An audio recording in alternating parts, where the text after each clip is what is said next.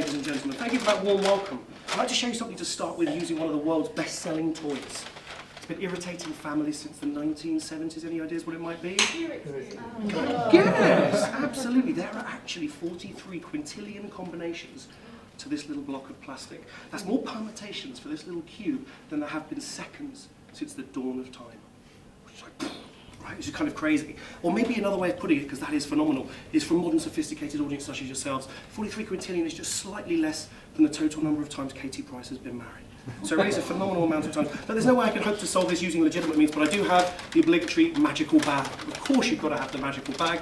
We'll just pop the Rubik's Cube right at the bottom. One click is all it takes to operate the magical bag. When you reach inside, and hopefully you guys will see the moment when the cube comes out completely. So hold that round of applause, because some of you are looking suspiciously at the magical bag, and including this gentleman. You might be thinking there's another cube in there.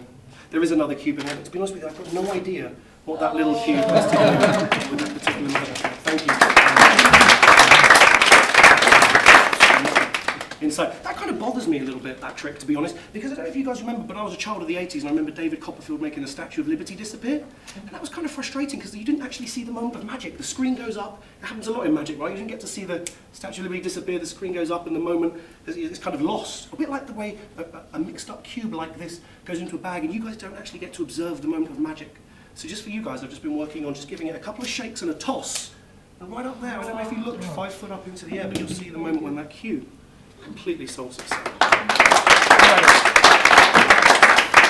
Let's crank this up a notch, people. Let's ride the mystery train to Impossible Town. I do write these jokes for just one person at a time, so that's absolutely fine.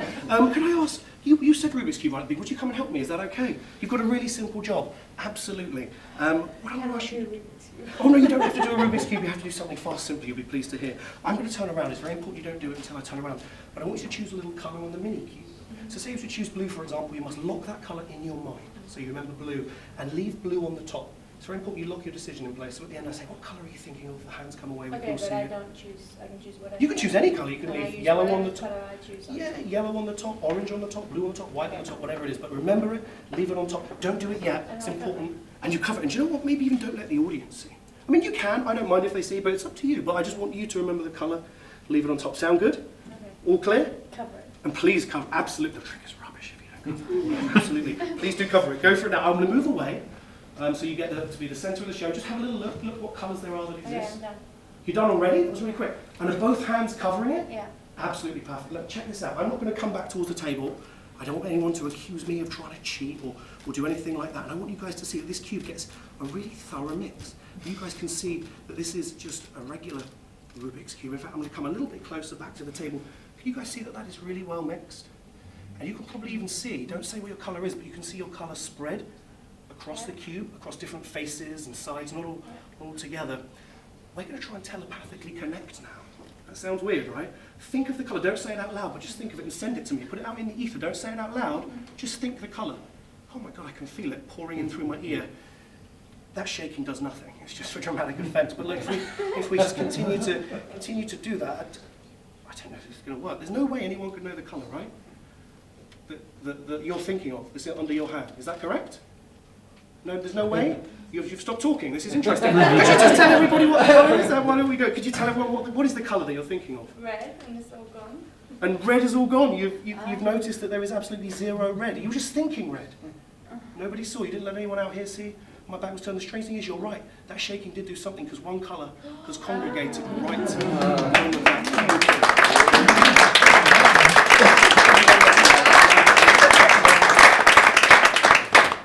Alrighty, ladies and gentlemen, I'd like to show you a superpower. It's the world's most useless superpower. It's rubbish for thwarting supervillains. Batman won't return my calls. Spider-Man won't go to lunch with me. This really is rubbish, but it makes for an interesting magic trick. You see, when I was a very young man, about 8 years old, my mum could tidy my bedroom, and within seconds, within a fraction of a second, I would have created chaos. There'd be pairs of pants hanging from the lampshade, crisp packets all around the bin.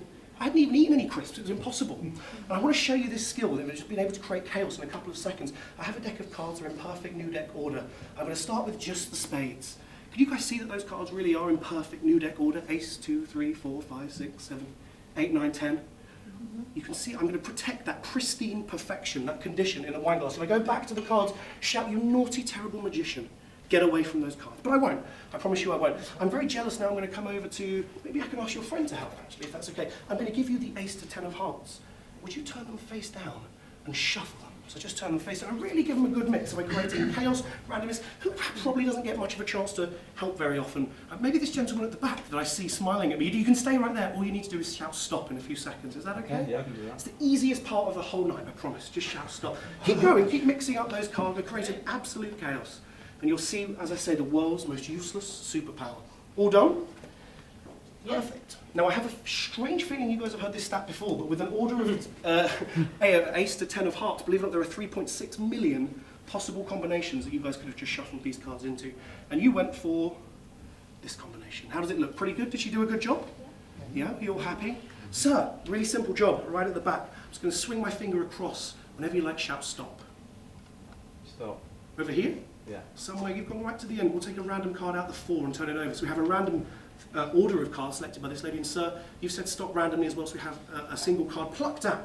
So we have absolute chaos. There's no way to predict it. Now, ladies and gentlemen, you'll remember right at the beginning I said I have the world's most useless superpower, and I'd like to introduce you to my darker self. You see, late at night, people know me as the Dark Knight of Disarray. Oh, that's right, I went there. Some people know me as the Captain of Chaos, the Master of Mess. You see, check this out. You guys created absolute randomness and chaos, and I had a quick look at it. And in 0.8 of a second, what's really close, was we just cover that wine glass, and you'll see the 5s now perfectly matched. But this isn't just skin deep. Watch really close, because underneath the 5s, we have the 8s. Underneath the 8s, we have the aces. Underneath the aces, we have the 10s. Underneath the 10s, we have the 9s, and we're getting towards my favourite point, because underneath the 3s, perfectly matched, there is one single face-down card. There is zero surprise that this gentleman chose the 4 of hearts, but hopefully there is some surprise that the 4 of spades is the perfectly matching card, because, ladies and gentlemen, we have the 6s, we have the 2s, and finally, we have the 7s. Ladies and gentlemen, that is the world's most useless superpower.